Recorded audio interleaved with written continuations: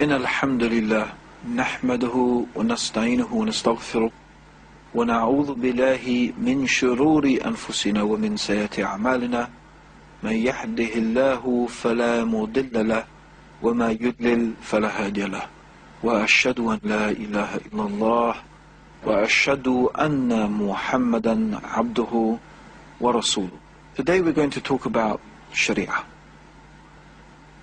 What is the Sharia? It is a term that is very misunderstood amongst non-Muslims. So we're going to take a little bit of time to clarify what does the term Sharia mean. And also we want to talk about some important aspects of the Sharia and some important matters that leads to the waterhole. So in a sense, the Sharia is the path, it is the way. It is the way that leads us to that which we as Muslims desire and hope for, which of course is the pleasure of God and the paradise, which is a place of eternal bliss, where those people who have obeyed God and submitted to and followed the commandments of God will find themselves after the Day of Judgment. So the Sharia is the way. It is the clearly defined and laid out way that shows us how do we reach our goal. As I've said, the goal is paradise, and the way to achieve paradise, in fact, we believe the only way to achieve paradise is through obedience and submission to Allah. What does Islam mean? Islam means submission to Allah, obedience to God's commands. And this, we believe, is the way of life.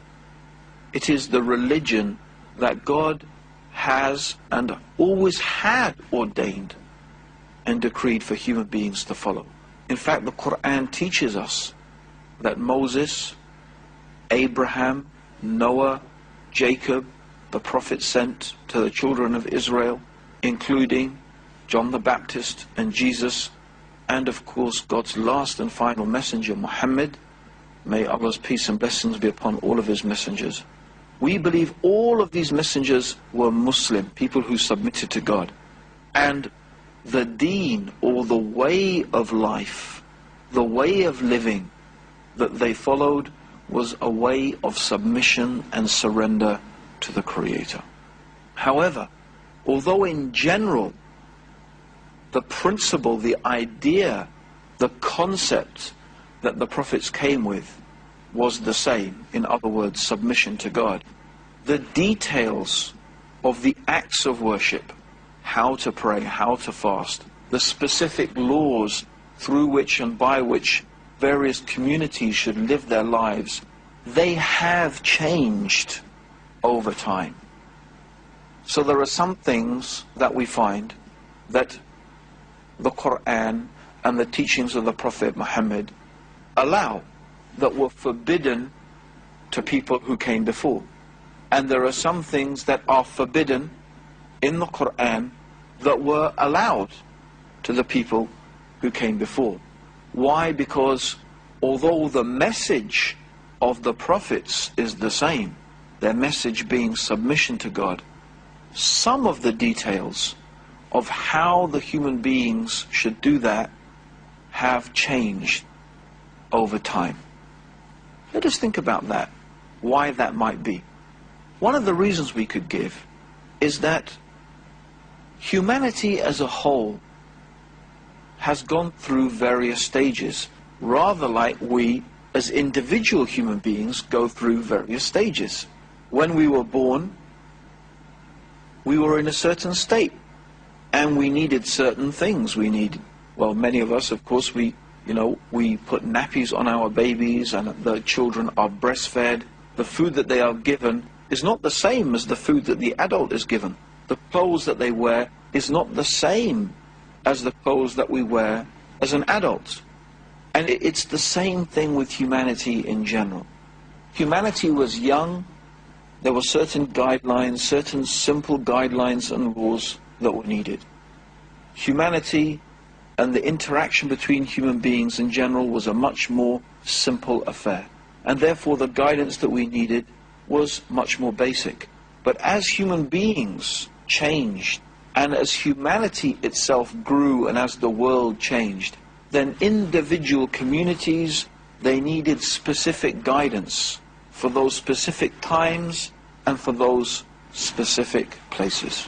But about 1,400 years ago, when the Prophet Muhammad was born, the world had reached its final stage. Humanity had entered into a final era, and that it was time for a final message, a message that was not only for a particular place and for a particular time, but a message that was suitable, and a sharia and a detailed guidance that was suitable and is suitable for humanity all the way up until the Day of Judgment.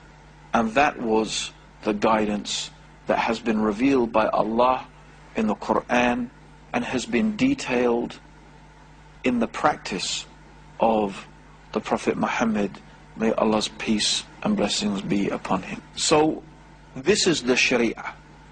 The Sharia really is composed of the actual details of the laws through which and by which the human being should live their life. And so in reality, the whole of Islam is included in the Sharia.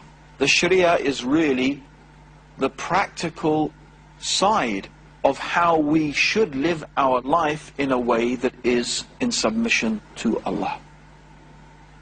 So the Sharia teaches us our belief in Allah, what we should believe about God, the things that we should say about God and attribute to God, and the things that we should not attribute to Allah and that we should not say about Allah.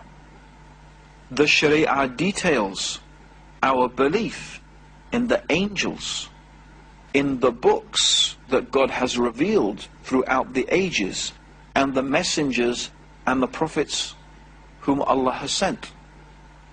The Sharia details for us the events that are going to happen before the Day of Judgment, the life in the grave, the Day of Judgment itself, and the paradise and the hellfire. The Sharia details for us our belief in Qadr wal Qada, which means the measurement and the decree, and that is the decree of God. The Sharia details for us the events that are going to happen before the Day of Judgment, the life in the grave, the Day of Judgment itself, and the paradise and the hellfire. The Sharia details for us our belief are, number one, the Shahada, or the testimony of faith. That is to testify and bear witness that Allah alone is worthy of worship, and that Muhammad is the servant and the messenger of Allah. The second is the 5 obligatory ritual prayers that every Muslim has to pray 5 times every day within certain time frames, within a certain time period. So these are the 5 daily prayers. How do we perform those prayers? What are the conditions that make the prayer valid or invalid? Included in that is the preparation for the prayer in terms of ritual cleanliness, the wudu or the ablutions that a Muslim has to make in order to prepare themselves to say that prayer. What are the times? What is the beginning time of the prayer? And what is the end time of the prayer? What movements should we make? What things are we allowed and not allowed to do and say within the prayer itself? All of these things are detailed in the Sharia. And so with the zakah, that is the obligatory amount of money that every Muslim has to give from the excess wealth annually to certain categories of people. So for example, the Sharia details who are those categories of people, who are the ones who are deserving recipients of the zakah, of this charity. from what money or from what wealth should zakah be given, and so on and so forth. All of this is detailed in the Sharia. Also the fasting month of Ramadan, where Muslims abstain from eating and drinking and from intimate relations between the husband and the wife from dawn until sunset. What are the things that break the fast? What are the obligatory aspects of the fast? And so on and so forth. All of these things are detailed in the Sharia. And then of course the Hajj, or the pilgrimage to Mecca, with all its rituals and all its aspects that need to be performed, are again detailed in the Sharia. So these are the famous 5 pillars of Islam. But there are also many other acts of worship that a Muslim performs. For example, supplication or dua, or asking God for things. This has certain manners, certain etiquettes, certain things that are allowed and certain things also that are prohibited. Also sacrifice. The issue of the animals that we are permitted to eat and the animals that we are prohibited to eat. What sort of food is permitted to us and what sort of food is prohibited. And the same with drinks. And also the whole issue of financial transactions. What sort of transactions are allowed and what sort of transactions are prohibited? For example, one of the things that is strongly condemned in the teaching of the Quran and in the Sunnah of the Prophet Muhammad is something called riba, which is often translated as interest.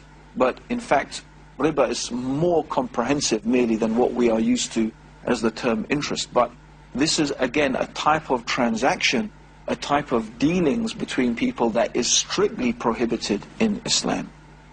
All of these things are detailed in the Sharia. So we find that the Sharia is a comprehensive and complete way of life that has guidance for all aspects of the human being.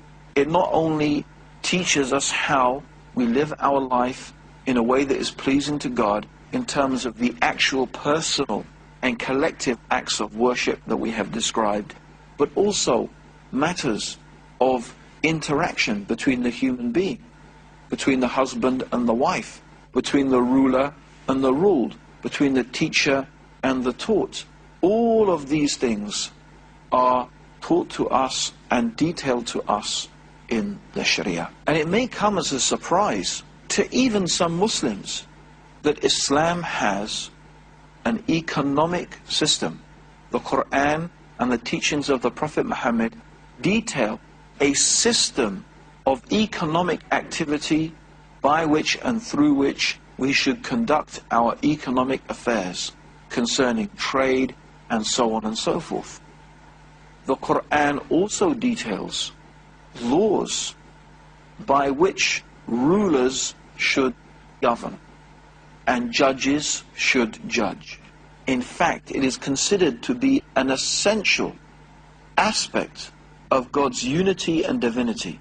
One of the essential aspects of God's oneness is that God is ash-shari, which means in reality that Allah, God the Creator, is the law maker. It is the unique and special attribute of God, that God and God alone has the right and the knowledge to determine for human beings what is right and what is wrong, what is good and what is evil, what is lawful and what is unlawful.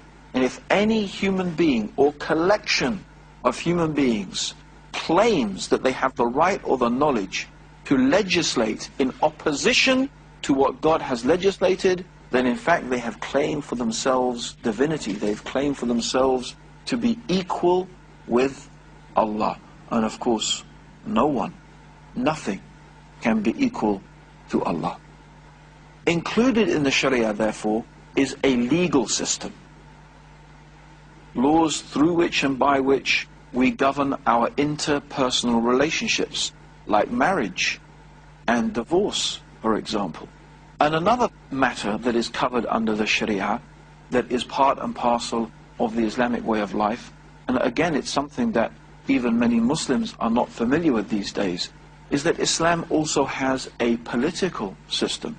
There is a system of how the Muslims should rule each other and how they should be ruled that is detailed and that is given in the Quran. It is often referred to as the Khalifa system, or the idea or the concept that the Muslims should have, all of the Muslims, the whole Muslim nation should have a single ruler who is implementing and judging people according to the guidance that is contained within the Quran and that was detailed in the practical life example of Prophet Muhammad, may God's peace and blessings be upon him, which we call the Sunnah. And of course Muslims believe that the Sharia is the truly just way of life through which and by which the human beings should conduct their affairs. Because the reality of the human being is that whenever we make laws, whenever we make rulings and make judgments, it's almost inevitable, it is inevitable, that those rulings and those laws and those judgments will be influenced by our own prejudices. For example, if I belong to a particular section of society, a rich section of society, or the merchant class, or the priestly class, or whatever it may be, then inevitably I will make laws and I will make judgments that favor my outlook, that favor my caste, that favor my group, that favor my sect. It's the same even. If the poor people have control, then they will make laws and that they will make rulings that influence and that benefit their situation. This is almost inevitably what happens in human affairs. And so the reality is that our politicians and our judges and our rulers, in many different ways, they need us. They need our support. They need our votes. They need our help. They need our money. But Allah is not in need of anything. Allah doesn't need us to worship Him. Allah doesn't need us to follow His laws. And Allah subhanahu wa ta'ala is concerned, the Creator Allah is concerned only about one thing, and that is our benefit. And therefore, unlike the laws of human beings and unlike the man-made laws that are inevitably influenced by our prejudices, our ignorance, our particular state of scientific knowledge at any given time, the Sharia of Allah is perfect. It is from the perfect wisdom and guidance of the all-knowing Creator of the heavens and the earth, that is not influenced or directed or misdirected by human prejudice and human misunderstanding.